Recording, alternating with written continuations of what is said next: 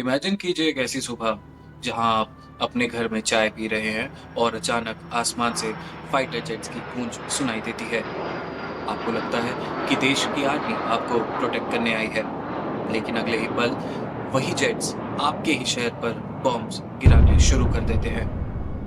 This might sound like a movie plot, जैसे कि किसी डिक्टेटर की कहानी हो। लेकिन क्या आपको पता है, इंडियन हिस्ट्री में एक ऐसा काला दिन भी था जहां हमारी अपनी सरकार ने हमारे ही देश के सिटीजन्स पर एयर स्ट्राइक की थी। Yes, you heard it right. Indian air force के फाइटर प्लेन्स ने इंडिया के ही एक स्टेट पर बॉम्ब्स ड्रॉप किए थे। ये बात है मार्च 1966 की, और वो स्टेट का नाम था मिजोरम। उस वक्त की प्राइम मिनिस्टर इंदिरा गांधी ने एक ऐसा फैसला लिया जिसे आज भी हिस्ट्री का सबसे कंट्रोवर्शियल डिसीजन माना जाता है। इंडियन मिलिट्री के तूफानी और हंटर एयरक्राफ्ट्स ने आइजॉल में अपने ही लोगों पर बॉम्ब बरसाए। लेकिन सवाल ये उठता है कि आखिर ऐसी क्या मजबूरी थी? क्यों एक प्राइम मिनिस्टर को अपने ही लोगों के खिलाफ आसमान से मौत बरसानी पड़ी? क्या ये सच में एक जरूरी कदम था या फिर इंडियन स्टेट की सबसे बड़ी भूल? आज के इस वीडियो में हम पॉलिटिक्स, हिस्ट्री और इमोशन के ऐसे डेंजरस मिक्स को डिकोड करेंगे जिसे दुनिया में 1966 मिजोरम बॉम्बिंग के नाम से जाना जाता है।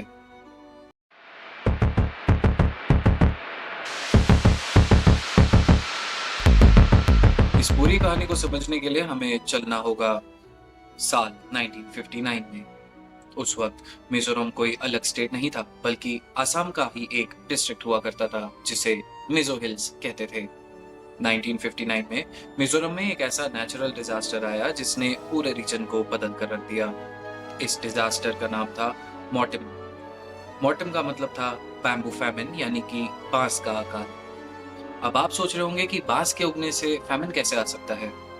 एक्चुअली हर 48 साल में एक बार मिजो हिल्स में मेलोकाना बैकीफेरा नाम का बांस होता है, उसमें फ्लावरिंग होती है, यानी कि फूल उगते हैं। इन फूलों को खाने के लिए चूहे हजारों की तादाद में वहां पड़ जाते हैं। जब चूहे सारे बांस के फूल को खा जाते हैं तो वो आसपास के खेत, अनाज और बाकी जो कुछ उनको मिलता है उस सब को चट कर जाते हैं।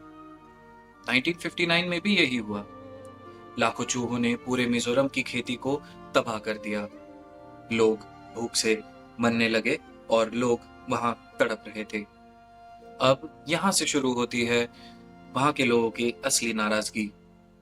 मिजो लोगों का कहना था कि असम गवर्नमेंट और सेंट्रल गवर्नमेंट ने उनकी बिल्कुल मदद नहीं की।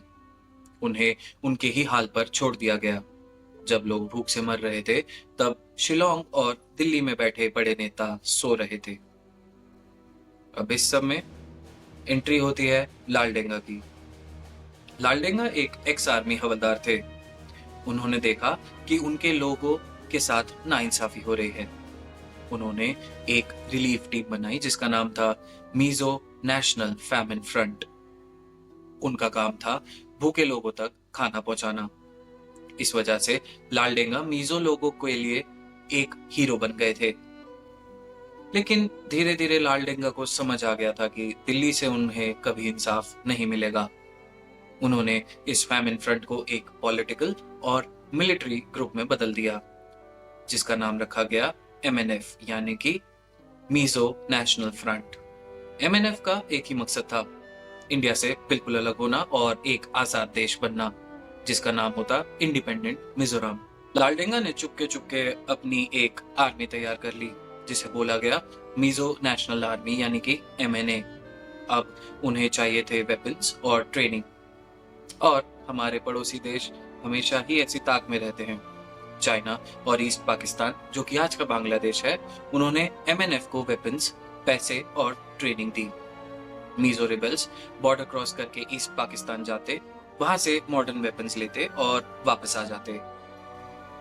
1966 आते आते हालात बिल्कुल आउट ऑफ कंट्रोल हो चुके थे। लाल बहादुर शास्त्री जी के गुजरने के बाद इंदिरा गांधी नई नई प्राइम मिनिस्टर बनी थी। उन्हें अभी पॉलिटिक्स का उतना एक्सपीरियंस नहीं था, जिसकी वजह से लोग उन्हें अक्सर गूंगी गुड़िया भी कहते थे। लालडेंगा ने सोचा यही सही मौका है इंडिया पर वार करने का। 26 फरवरी 1966 रात के 11:55 पे एमएनएफ ने लॉन्च किया ऑपरेशन जेरिको। ये एक वेल प्लान्ड मैसिव अटैक था। एक साथ लगभग 10,000 मीजो रेबल्स ने पूरे मीजो डिस्ट्रिक्ट में अटैक कर दिया। उनका टारगेट क्या था? गवर्नमेंट ऑफिसेज, ट्रेजरी और सबसे इंपॉर्टेंट आसाम राइफल्स की पोस्ट्स। रिबल्स ने आइजॉल और लुंगले के गवर्नमेंट हेडक्वार्टर्स पर कब्जा कर लिया। उन्होंने ट्रेजरी से लाखों रुपए लूट लिए। सुबह होते होते एमएनएफ ने पूरे मिजोरम में अपना झंडा लहरा दिया और मिजोरम को एक आजाद देश डिक्लेयर कर दिया। आसाम राइफल्स के जवानों को उन्हीं के कैंप में घेर लिया गया। उनके पास एम्यूनेशन खत्म हो रहा था, खाना खत्म हो रहा था, और अगर उन्हें तुरंत हेल्प नहीं मिलती तो पूरे आसाम राइफल्स के बटालियंस को रिबेल्स जान से मार देते। अब मिजोरम कंप्लीटली इंडिया के हाथ से निकल चुका था। दिल्ली में बैठे टॉप जनरल्स और प्राइम मिनिस्टर इंदिरा गांधी के पास जब ये खबर पहुंची तो उनके होश उड़ गए। उन्हें समझ आ गया कि ये कोई छोटा मोटा दंगा नहीं है, ये एक फुल स्केल सिविल वॉर है। सेंट्रल गवर्नमेंट के सामने एक बहुत बड़ा चैलेंज था। उन्हें किसी भी हाल में मिजो हिल्स का कंट्रोल वापस चाहिए था, लेकिन दिक्कत ये थी कि मिजोरम का रास्ता बहुत मुश्किल था। डेंस फॉरेस्ट, पहाड़ी रास्ते और ऊपर से हर मोड़ पर एमएनएफ के रिबल्स एम्बुश करने के लिए तैयार बैठे थे। इंडियन आर्मी की 61 माउंटेन ब्रिगेड ने रास्ते से आगे बढ़ने की कोशिश करी, लेकिन रिबेल्स ने रास्ते में ब्रिजेस को ही बॉम्ब से उड़ा दिया था। आर्मी की गाड़ियां आगे नहीं बढ़ पा रही थी। वहां फंसा हर एक सेकंड आसाम राइफल की जवानों की मौत को करीब ला रहा था। और तब लिया गया वो डिसीजन जो पूरे इंडियन मिलिट्री हिस्ट्री में पहले कभी नहीं लिया गया था। डिसीजन था एयरफोर्स का इस्तेमाल करना। अब यहाँ पर एक बड़ा मॉरल और एथिकल सवाल आता है। एयरफोर्स का यूज हमेशा दुश्मन देश के खिलाफ किया जाता है, जैसे कि पाकिस्तान या चाइना। अपने ही देश के सिटीजन्स पर, चाहे वो रिबेल्स ही क्यों ना हो, एयर स्ट्राइक करना एक एक्सट्रीम स्टेप था।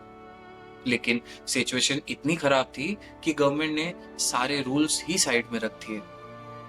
तारीख थी 5 मार्च 1966। सुबह के लगभग 11:30 बजे आइजॉल के लोगों ने आसमान में एक ऐसी आवाज सुनी जो उन्होंने पहले कभी नहीं सुनी थी। इंडियन एयरफोर्स के 4 तूफानी और हंटर फाइटर जेट्स ने आइजॉल के आसमान में एंट्री ली।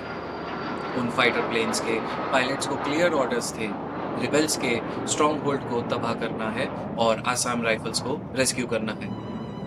लेकिन आसमान से जब बॉम्ब गिरते हैं तो वो दुश्मन और आम नागरिक में फर्क नहीं करते। 5 मार्च को शुरू हुई बॉम्बिंग अगले कुछ दिनों तक, यानी कि 13 मार्च तक चलती रही। शुरुआत में फाइटर जेट्स ने सिर्फ मशीन गन से फायरिंग की, जिसे स्टार्फिंग कहते हैं। लेकिन जब रिबेल्स ने पीछे हटने से मना कर दिया तो हैवी बॉम्ब्स का यूज किया गया। बड़े बड़े बॉम्ब्स ड्रॉप किए गए, जिससे पूरे मोहल्ले में आग लग गई। आइजॉल एक पहाड़ी शहर था जहां ज्यादातर घर लकड़ी और बांस के बने होते थे। एक बार जब आग लगी तो वो जंगल की आग की तरह पूरे शहर में फैल गई। वहां के लोगों के अकाउंट्स अगर आप पढ़ेंगे तो आपकी आंखें नम हो जाएंगी। एक आई विटनेस ने बताया, हमने सोचा कि दुश्मन देश ने हम पर अटैक कर दिया है। हम सब जंगल की तरफ भागे। पीछे मुड़कर देखा तो हमारा पूरा शहर जल रहा था। लोग अपने छोटे बच्चों को लेकर गुफाओं में छुप गए। कुछ लोग कई दिनों तक भूखे प्यासे भटकते रहे। आइजॉल का रिपब्लिक वैंग और दारपुई एरिया पूरी तरह से राख बन चुका था। अब इस सब में सबसे हैरानी की बात पता है क्या है? इस इंसिडेंट के बाद गवर्नमेंट ने इसे पूरी तरह छुपाने की कोशिश करी। पार्लियामेंट में जब इस बारे में सवाल उठाया गया तो उन्होंने साफ मना कर दिया कि कोई बॉम्बिंग हुई ही नहीं थी। गवर्नमेंट का स्टैंड था कि एयरफोर्स का यूज सिर्फ जवानों के लिए खाना और सप्लाईज को ड्रॉप करने के लिए किया गया था, और जो आग लगी वो तो रिबेल्स ने खुद ही लगाई थी। लेकिन सच को कब तक छुपाया जा सकता है? बाद में कई मिलिट्री ऑफिशियल्स और वहां के लोगों ने कंफर्म किया कि हाँ, एयर स्ट्राइक हुई थी। इवन हमारी एयरफोर्स के कुछ फेमस पायलट्स जो बाद में बड़े ऑफिसर्स या नेता बने, जैसे कि राजेश पायलट और सुरेश कलमाड़ी, वो भी उन पायलट्स में शामिल थे जिन्होंने उन मिशंस में उड़ान भरी थी। उन्होंने भी इस पे मंजूरी करी कि हाँ, बॉम्ब्स गिराए गए थे। एयर स्ट्राइक के बाद इंडियन आर्मी ने ग्राउंड कंट्रोल वापस ले लिया। एमएनएफ के रिबेल्स को पीछे हटना पड़ा और वो जंगल में छुप गए। लाल डेंगा भागकर ईस्ट पाकिस्तान चला गया। लेकिन इस बॉम्बिंग ने मिजो लोगों के दिलों में एक ऐसा जख्म दे दिया जो अगले 2-3 दशकों तक नहीं भरा। लोग सरकारी सिस्टम से नफरत करने लगे। जो इंसर्जेंसी कुछ सालों में खत्म हो सकती थी, वो अगले 20 साल तक चलती रही। मिजोरम में लगभग 2 जनरेशन्स ने सिर्फ डर और गन फाइट्स के बीच में ही अपनी जिंदगी बिताई। लेकिन वो कहते हैं कि हर काली रात के बाद एक सुबह होती है। साल 1986 में लगभग 20 साल की लड़ाई खत्म हुई। प्राइम मिनिस्टर राजीव गांधी और एमएनएफ के लीडर लाल डेंगा के बीच में एक हिस्टोरिक एग्रीमेंट साइन हुआ, जिसे कहते हैं मीजो पीस अकॉर्ड। एमएनएफ ने हिंसा का रास्ता छोड़ दिया और इंडियन कॉन्स्टिट्यूशन को एक्सेप्ट कर लिया। बदले में 1987 में मिजोरम को इंडिया का एक फुल फ्लेजेड स्टेट बना दिया गया और लाल डेंगा वहां के पहले चीफ मिनिस्टर बने।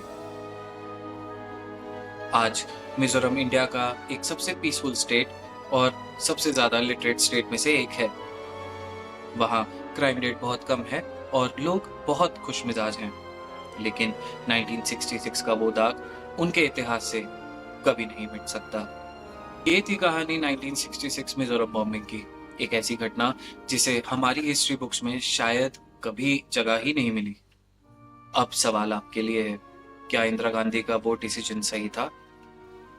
एक तरफ उन लोगों का पक्ष है जो कहते हैं कि अगर उस दिन एयरफोर्स यूज नहीं होती तो मिजोरम शायद आज इंडिया का हिस्सा ही नहीं होता। देश की इंटेग्रिटी को बचाने के लिए वो एक एक्सट्रीम पर एक जरूरी स्टेप था। वहीं दूसरी तरफ ह्यूमन राइट्स और एथिक्स का सवाल है। क्या एक डेमोक्रेटिक देश में अपनी ही पब्लिक पर बॉम्ब गिराना जस्टिफाइड हो सकता है? क्या बातें करके या थोड़ा वक्त लेकर इस ट्रेजेडी को रोका नहीं जा सकता था? आपको क्या लगता है? अपनी राय कमेंट सेक्शन में जरूर बताएं। Till then, you are watching the grey zone.